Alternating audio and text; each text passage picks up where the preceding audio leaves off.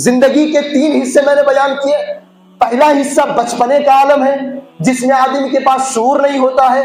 हुआ तो मस्जिद की तरफ आ गया, हुआ तो खेलने के लिए चला गया, हुआ तो कोई काम किया, नहीं हुआ तो सो गया। बचपने के आलम में शऊर नहीं है, क्या करेगा, कुछ समझदारी नहीं है।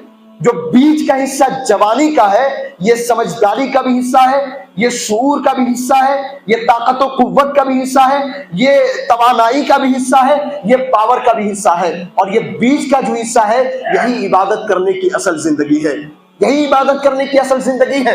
अगर कोई जवानी को पार कर देता है, बुढ़ापे के आलम में पहुंच जाता है, सही से कुरान नहीं पढ़ पाता है, सही से वो नमाज के अरकान को अदा नहीं कर पाते हैं, सही से वो नेकियां नहीं कर पाते हैं। नेकियां करने के लिए आएंगे, कभी कमर में दर्द, कभी पेट में दर्द, कभी सर में दर्द, कभी आंख में दिक्कतें, कभी कान में दिक्कतें, कभी जबान में दिक्कतें, कभी पांव में दिक्कतें।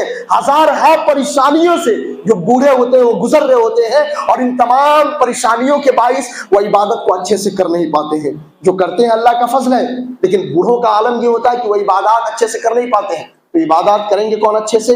ये नौजवान करेंगे अच्छे से। जो नौजवानी की इबादत है, ये सबसे ज्यादा फजीलत वाली इबादत है। जो नौजवानी में इबादत कर लेता है, सबसे ज्यादा इबादत करने का सवाब उनको दिया जाता है, सबसे ज्यादा इबादत करने का सवाब आपको मिलेगा। इसलिए कि आपके न कमर में दर्द है, न सर में दर्द है, आपके पास ताकत है, कुव्वत है, तवानाई है, आप हर काम को बहुत खूबी कर सकते हैं। तो जिसने जवानी को बर्बाद किया, उसने अपने आप को हलाक किया। जिसने जवानी को महफूज कर लिया, उसने अपने आप को महफूज कर लिया और अपने आप को कामयाब कर लिया। आजकल हमारे जवानों का मामला क्या, मैं बूढ़ों की क्या कहूँ, वो तो समझदार हैं, समझने वाले हैं, नहीं समझ रहे हैं तो उसमें हमारी क्या गलती है। लेकिन नौजवानों को गाइड करने की जरूरत है, नौजवानों की रहनुमाई करने की जरूरत है। आपको जो ये ताकत दी गई है, ये रास्तों पर गुजारने के लिए नहीं दी गई है। आपको जो ये ज़हनी कुव्वत दी गई है, फकत पढ़ाई करने के लिए नहीं दी गई है। आपके जेब में जो पैसे आ रहे हैं, आप जवानी में पूरी तवानाई से जो कमा रहे हैं, ये फकत कमाने के लिए नहीं दिए गए हैं। आपको ताकत खर्च करने के लिए भी आपको ताकत दी गई है, खर्च करने के लिए भी आपको ताकत दी गई है।